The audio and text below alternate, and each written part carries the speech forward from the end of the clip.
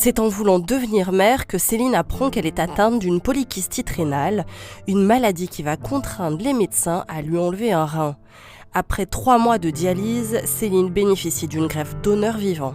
La chance à Céline, c'est que dans son cas en particulier, où on a été obligé d'enlever ce rein, elle avait la chance d'avoir un donneur dans la foulée. Donc du coup, on a pu faire une séquence rapide.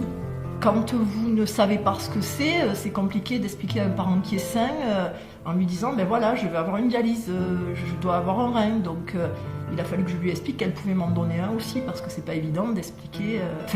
C'était le moyen de pouvoir revivre normalement. Quand le donneur et la maman, ça se passe assez facilement.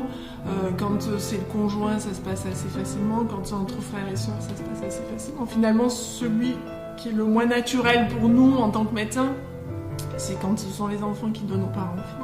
C'est une grande chance que ma mère puisse me donner un rein. Et là, une autre vie qui commence et l'envie de revivre comme avant. Il y a quelques petites contraintes, et encore c'est pas des contraintes, puisqu'il faut venir pour ma part une fois tous les 4 mois à l'hôpital. Ensuite, comme vous pouvez le voir aujourd'hui, lorsque je suis au sein d'un hôpital, eh bien je mets un masque.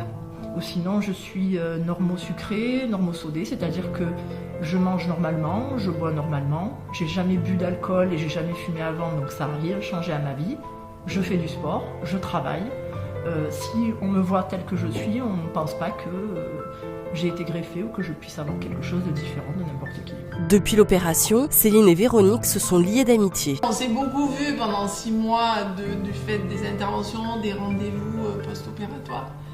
Et puis après, par la suite, c'est vrai que Céline, j'ai quelqu'un, à chaque fois qu'elle vient en consultation, elle m'envoie un SMS pour voir si j'ai le temps de venir boire un café.